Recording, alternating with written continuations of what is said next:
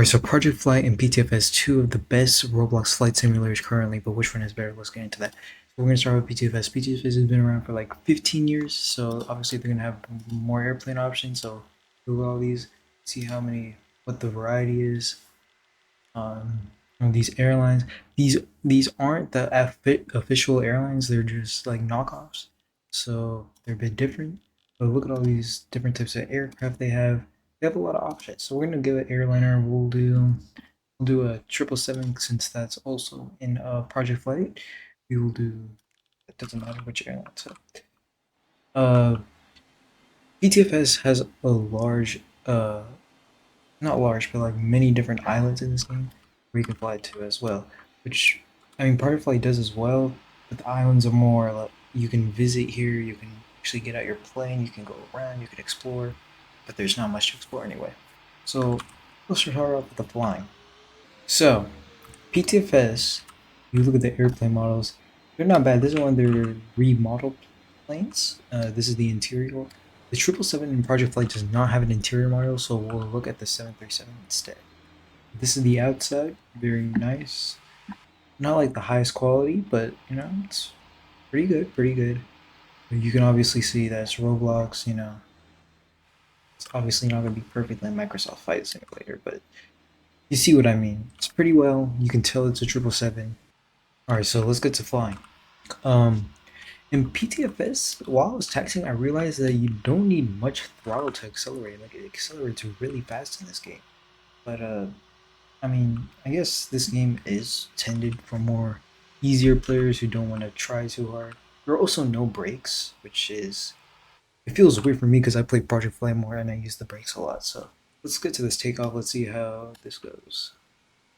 I don't know why I'm trying to over exaggerate it. It's just a takeoff. And yeah, we're already accelerating really fast. Okay.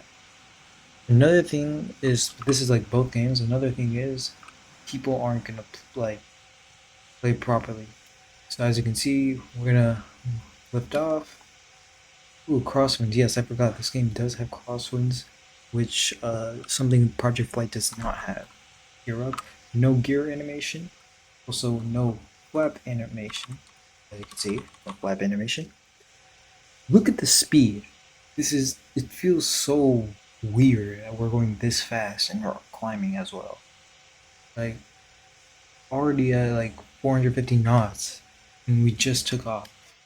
I mean, it doesn't feel realistic at all, to be honest. Which I don't really like. But, like I said, this game is more tended to the people who want to play an easier game. Alright, so 3, 2. Alright, so let's get into the interior model. Um, it's not the best, but compared to Project Flight, where they don't have an interior model, this is obviously better. But it's not the best interior model, and that's just me being honest. I don't really think they put too much effort in it. It feels kind of fake. No laboratories either. Alright, so onto the landing. This game doesn't have different camera angles like Project Flight. I'll show you that after. But let's see this landing.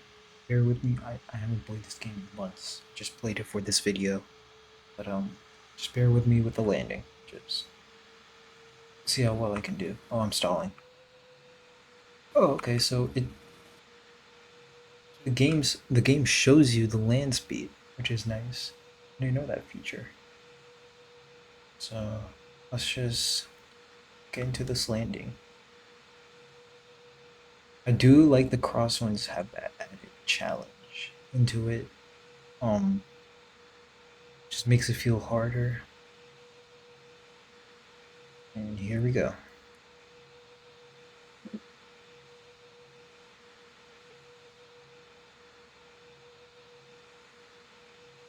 Ooh, that's a little low.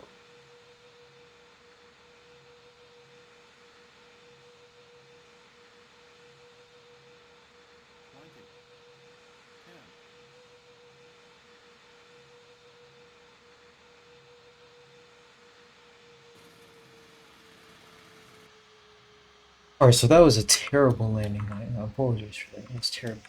But this game has no reverse thrust or spoilers, which surprised me. I mean, I thought there'd be some reverse thrust, I mean, I thought there would be reverse thrust in spoilers, but no, I thought they would maybe add it.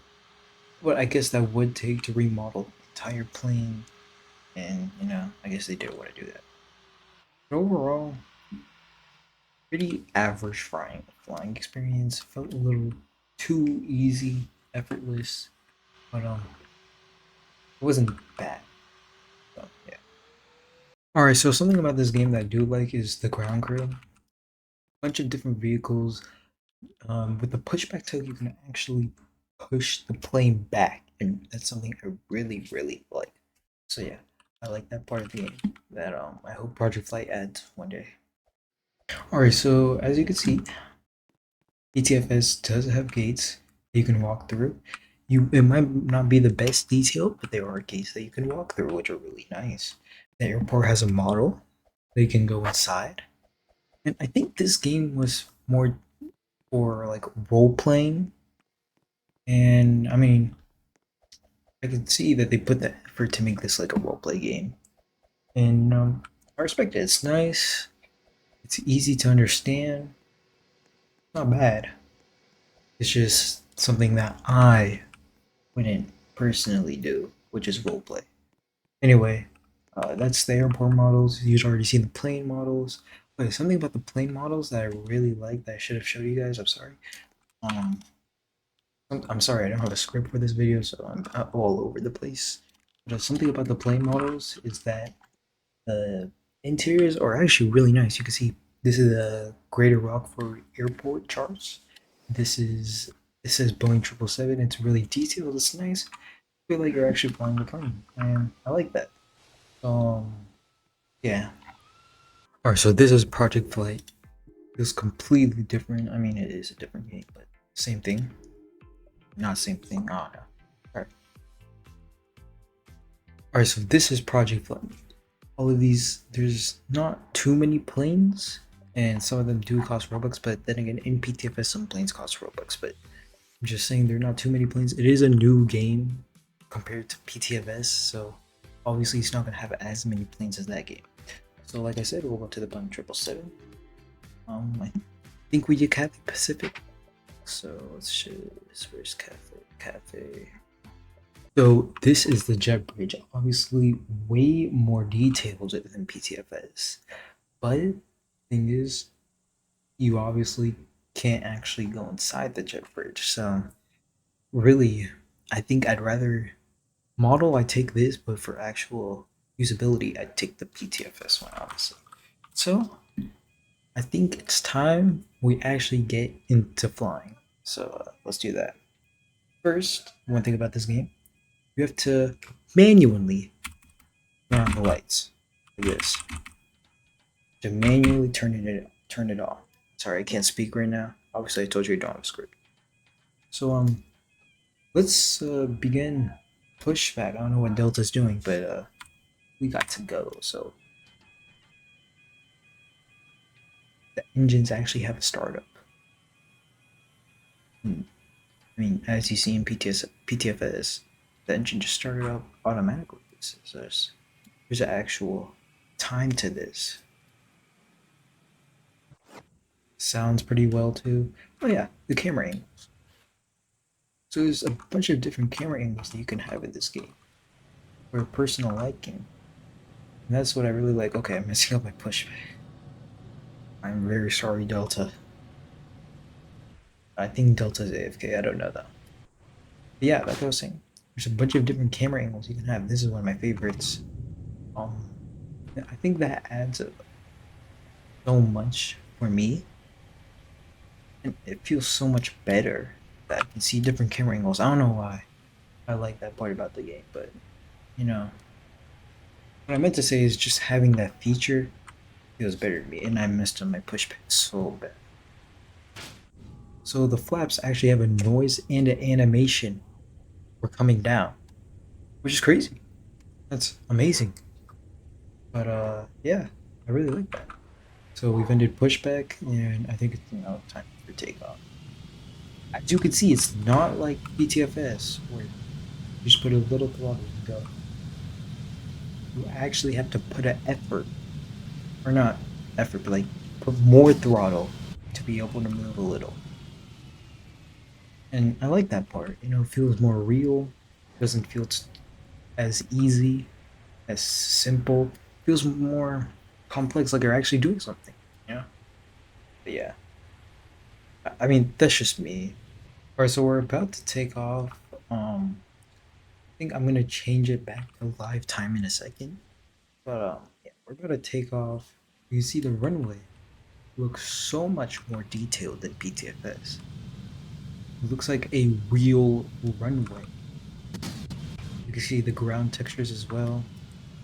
You know, just like the small details about this game that make it really nice. So I need to find out how to over here.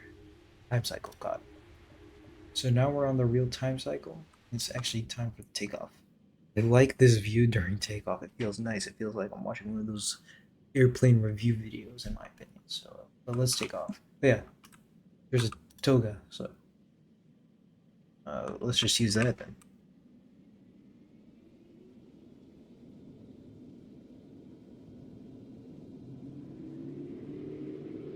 As you can see, the engine sounds more real. There's actually, it sounds like there's a bigger difference when you're throttling up. You are accelerating pretty fast, but not as fast as PTFS though. So stay ground, and we're about to take off. Then there. So take off pretty nice.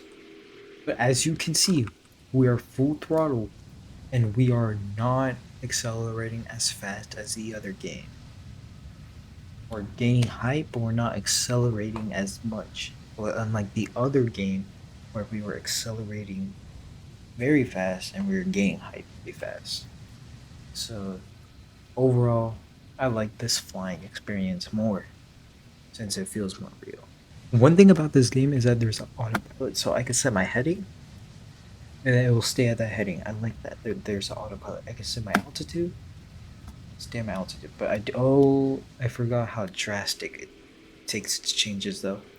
But I do want to increase my altitude a little. And speed, I just want to get there as fast as possible, so I'm just gonna keep it max throttle. Um, Another thing I wanted to point out is that this game uses the real libros. So I had to go earlier, and so I rejoined, try to make it as close as possible as earlier. The time's not right, but you know what I mean. And I want to show you guys the landing. So here we go. All right, so this game does not tell you the land speed that you have. You just have to go on your natural instinct.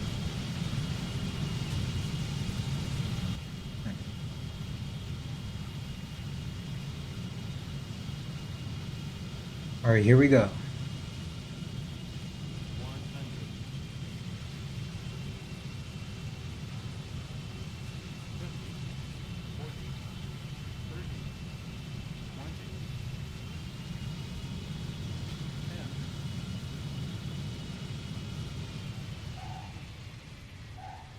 All right, so that was a pretty good landing. But look, we have reverse thrust in this game and spoilers, which I mean, it's nice. And we also have brakes. Let's make that clear. We have brakes.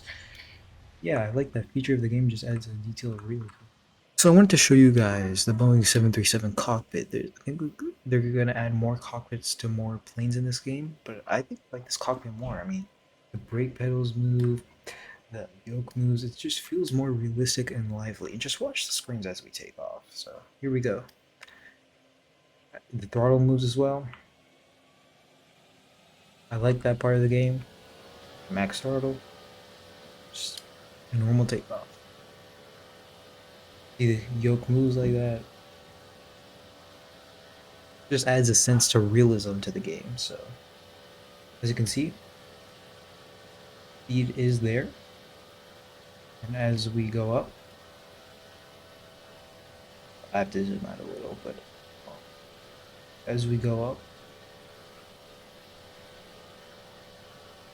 The angle is there, and the altitude is also increasing, which I find really realistic.